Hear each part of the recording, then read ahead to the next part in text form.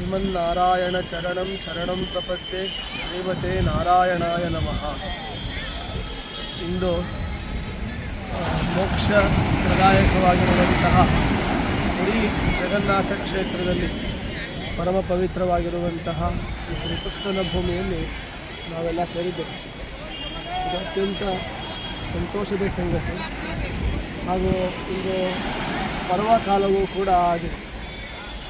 ಕಾರಣ ಏನು ಅಂತಂದರೆ, ಈ ಜಗನ್ನಾಥನ ಕ್ಷೇತ್ರವೇ ಅನ್ನೋ ಒಂದು ಪುಣ್ಯ ಸ್ಥಳ.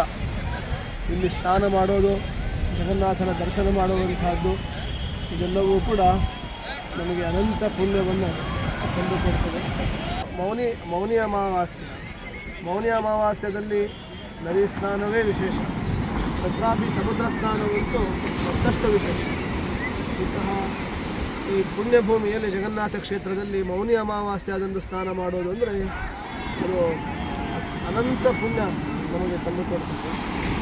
ಮತ್ತು ಮುಖ್ಯವಾಗಿ ಇಂದು ಪುರಂದರದಾಸರ ಆರಾಧನೆ. ಈ ಪುರಂದರದಾಸರ ಒಂದು ಆರಾಧನೆಯ ಒಂದು ಕಾಲದಲ್ಲಿ ನಾವು ಈ ಸತ್ಕರ್ಮಗಳನ್ನು ನಾವೇನು ಸಮರ್ಪಣೆ ಮಾಡ್ತಾ ಇದ್ದೇವೆ, ಅದು ಭಗವಂತನಿಗೆ ತುಂಬ ಪ್ರೀತಿ ಆಗಿದೆ ಅಂತ ಹೇಳ್ತಾ ನಾವೆಲ್ಲರೂ ಪುರಂದರದಾಸರನ್ನು ನಾವು ಚಿಂತನೆ ಮಾಡೋಣ. ಈ ಶ್ಲೋಕವನ್ನು ಹೇಳ್ತೇನೆ, ಅಂತ ಹೇಳಿ. ಮನ್ಮನೋಭೀಷ್ಟವರದಂ ಸರ್ವಾಭೀಷ್ಟಫಲಪ್ರದಂ ಪುರಂದರ ಗುರುಂ ವಂದೇ ದಾಸಶ್ರೇಷ್ಠಂ ದಯಾನಿಧಿಂ ಮನ್ಮನೋಭೀಷ್ಟವರದಂ ಸರ್ವಾಭೀಷ್ಟಫಲಪ್ರದಂ ಪುರಂದರ ಗುರುಂ ವಂದೇ ದಾಸಶ್ರೇಷ್ಠಂ ದಯಾನಿಧಿಂ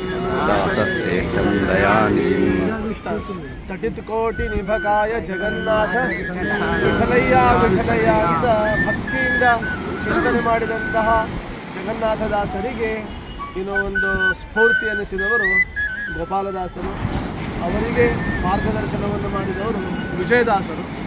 ಅವರಿಗೆ ಒಂದು ಅತ್ಯಂತ ಸ್ಫೂರ್ತಿಯಾಗಿ ಒಂದು ಜ್ಞಾನದ ದೀಪಗಳನ್ನು ಬೆಳಗಿಸಿದಂಥವರು ಪುರಂದರದಾಸರು. ಇಂಥ ಪುರಂದರದಾಸರ ಆರಾಧನೆಯನ್ನು ನಾವು ಪುರಿ ಜಗನ್ನಾಥ ಕ್ಷೇತ್ರದಲ್ಲಿ ಮಾಡಿದ್ದೇನಿದೆ, ಅದು ನಮ್ಮ ಜನ್ಮದ ಸುಕೃತ ಅಂತ ಭಾವಿಸಿಬಿಟ್ಟು ನಾವೆಲ್ಲರೂ ಪುರಂದರದಾಸರ ಚರಣಕ್ಕೆ ಈ ನಮನ ಪುಷ್ಪವನ್ನು ಸಮರ್ಪಣೆ ಮಾಡೋಣ. ಶ್ರೀಕೃಷ್ಣಾರ್ಪಣಮಸ್ತು. ಪುರಂದರದಾಸರಿಗೆ, ವಿದ್ಯಾಧೀಶ ತೀರ್ಥರಿಗೆ, ಪುರಂದರದಾಸರಿಗೆ.